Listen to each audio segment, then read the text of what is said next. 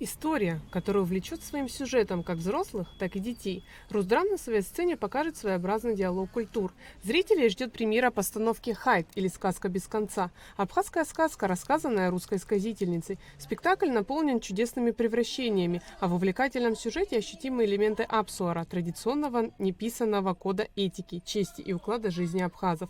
Роль юноши исполняет выпускник детской студии ЧИК Константин Воуба. Он описал своего персонажа как задумчивого, летающего в облаках, наедине с природой. Со своим персонажем я не очень сильно похож. Я более активный, более раскрепощенный, если сравнивать с ним. А так я много с чем согласен с ним, но уважение к старшим, во-первых, это демонстрирует мой персонаж. И вообще мой персонаж для меня не прям близок, но все равно какие-то сходства у меня с ним имеются. Актеры, вне зависимости от того, какую роль исполняют, полностью поглощены процессом и своим персонажем. Они не просто играют роль, они ее проживают, ведь каждый жест, взгляд должен передавать эмоцию, смысл, жизнь героев. Только так зритель поверит в историю. Я играю в этом спектакле отца, юноши, старика. Он сам по себе, он любит очень своего сына, но он через некую,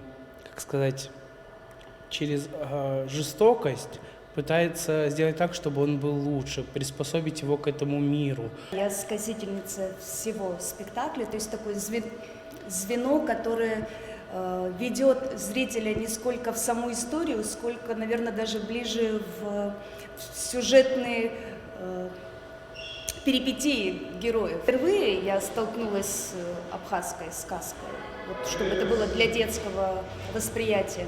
Эта сказка полна волшебства. В то же время она о людях, и в ней отражается очень важная тема – отношения родителей и детей. К примеру, отец, соблазненный мешком золота, все-таки продал сына Хайту.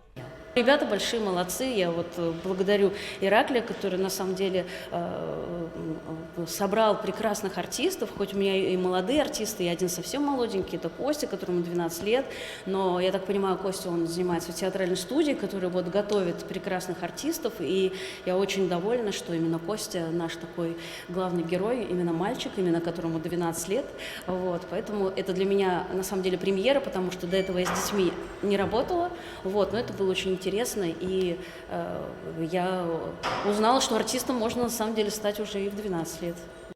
В один прекрасный день отец отправляется в путь с единственным сыном, желая устроить мальчика в подмастерье. Случайно оброненное им слово вызвало морское божество Хайта. Его имя на абхазском языке звучит как восклицание. Хайт забирает юношу к себе.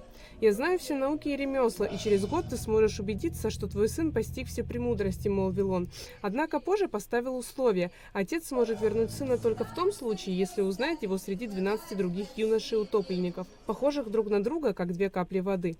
В противном случае мальчик навечно останется на дне морском. Так начинается сюжет этой известной абхазской сказки.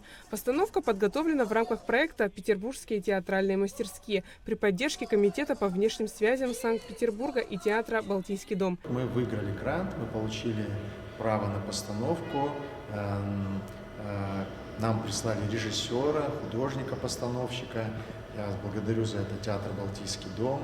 Лично Сергея Григорьевича Шуба, генерального директора. И изначально предполагалось, что будет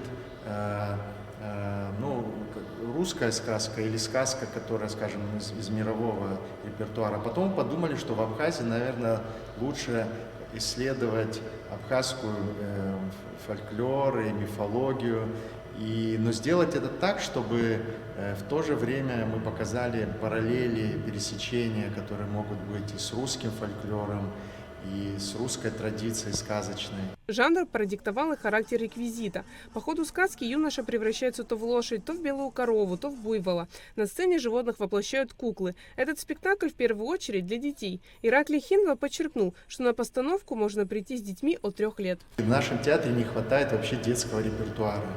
У нас сейчас, по сути, остался только один детский спектакль «Приключения Буратино». Нам нужно срочно наполнять репертуар детскими спектаклями. И этот спектакль будет, мне кажется, украшением нашего репертуара. И мне нравится, что он будет понятен для всех.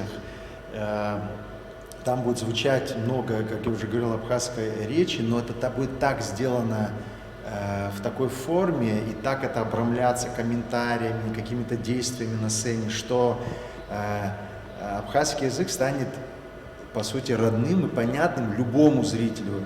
Премьера спектакля состоится 1 июня в 14:00 и 2 июня в 12:00. Хронометраж 50 минут. Спектакль наполнен красками, волшебными превращениями, танцами, музыкой. Художник-постановщик Надежда Осипова. Художник по свету Иларион Пасания. Хореограф Кама Богателья. Музыкальное оформление Алексей Асеев.